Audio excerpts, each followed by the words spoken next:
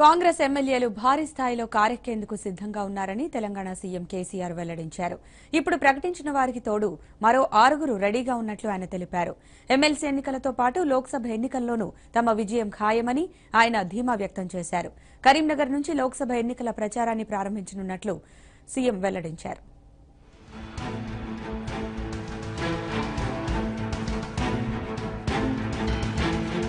TRS లో చేరతామని ఇప్పటికే ప్రకటించిన కాంగ్రెస్ ఎమ్మెల్యేలు కాకుండా ఎప్పుడంటే అప్పుడు గులాబీ కండువా కప్పుకోవడానికి మరో 5 సిద్ధంగా ఉన్నారని సీఎం కేసీఆర్ వ్యాఖ్యానించారు. కాంగ్రెస్ నుంచి ఎమ్మెల్యేలు ఒక్కొక్కరిగా టీఆర్ఎస్ లోకి వస్తారని, ఇందుకు తొందరేమీ లేదని చెప్పారు. కాంగ్రెస్ ఎమ్మెల్యేల చేరికపై ఆ పార్టీ నేతలు చేస్తున్న విమర్శలను పట్టించుకోవాల్సిన పని లేదని చెప్పారు. రాష్ట్రంలో ప్రతిపక్షం ఉండాలనే ఉద్దేశంతో తాను మొదట్లో చేరికలను ప్రోత్సహించలేదని, కానీ ఆ పరిస్థితిని కాంగ్రెసే కల్పించిందని తెలిపారు. తెలంగాణ భవన్లో సీఎం కేసీఆర్ అధ్యక్షతన నిన్న పార్టీ ఎమ్మెల్యేల భేటీ జరిగింది. ఎమ్మెల్యే కోట ఎమ్మెల్సీ ఎన్నికల పోలింగ్ ఇవాళ జరగనున్న నేపథ్యంలో ఈ సమావేశాన్ని ఏర్పాటు చేశారు.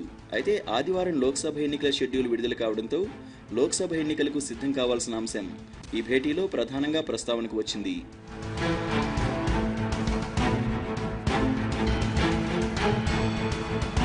పార్టీ ఎమ్మెల్యేలను ఉద్దేశించి దాదాపు గంటపాటు ప్రసంగించిన సీఎం కేసీఆర్ ఎమ్మెల్సీ ఎన్నికలు, చేరికలు, లోక్సభ ఎన్నికల ప్రచారం, అభ్యర్థుల ఎంపిక సహా పలు అంశాలను ప్రస్తావించారు.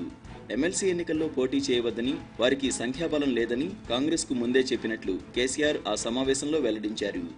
కాంగ్రెస్ పార్టీ ససేమిరా అన్నదని, పైగా 2 టీఆర్ఎస్ ఎమ్మెల్యేలు తమకు ఓటేస్తారని చెప్పుకున్నదని ఆయన వివరించారు. దాంతో ఎమ్మెల్సీ ఎన్నికలను సీరియస్ గా తీసుకోవాల్సి వచ్చిందని కేసీఆర్ అన్నారు.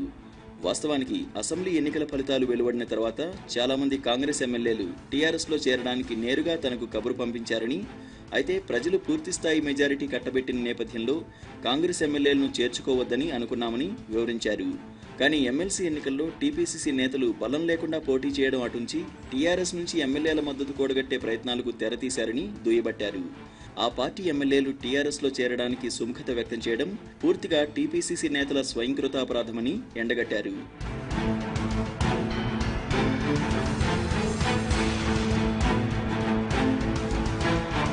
ఎమ్మెల్యే కోట ఎమ్మెల్సీ ఎన్నికల్లో అభ్యర్థిని నిలబెట్టి తాజాగా పోలింగ్ ను బహిష్కరిస్తూ టీపీసీసీ తీసుకున్న నిర్ణయాన్ని సీఎం కేసీఆర్ ప్రస్తావించారు.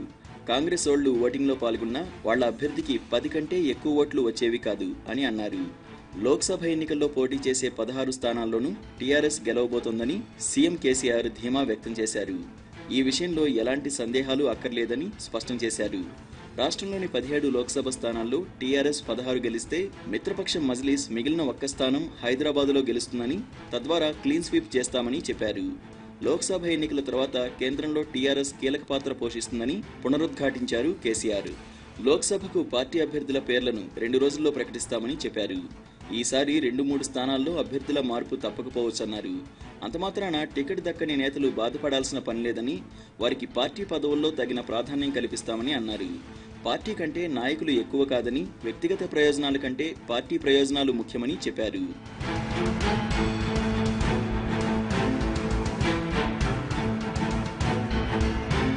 రాష్ట్రంలో లోక్సభ ఎన్నికల పోలింగ్ ముగిసిన తర్వాత ఫలితాల వెల్లడికి మధ్యన ఉన్న 42 రోజుల సమయాన్ని స్థానిక సంస్థల ఎన్నికల నిర్వహణకు వినియోగించుకునే ఆలోచన చేస్తున్నామని సీఎం కేసీఆర్ తెలిపారు.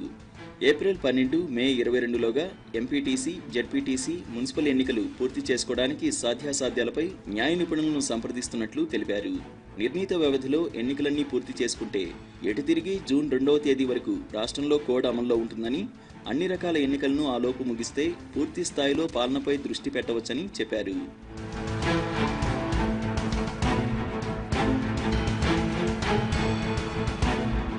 లోక్సభ ఎన్నికల ప్రచారానికి తాను ఉమ్మడి కరీంనగర్ జిల్లా నుంచి శ్రీకారం చుడతానని సీఎం కేసీఆర్ చెప్పారు. ఈ నెల 17న మానకొండూరు నియోజకవర్గ పరిధిలోని తిమ్మాపూర్లో సభ ఉంటుందని తెలిపారు.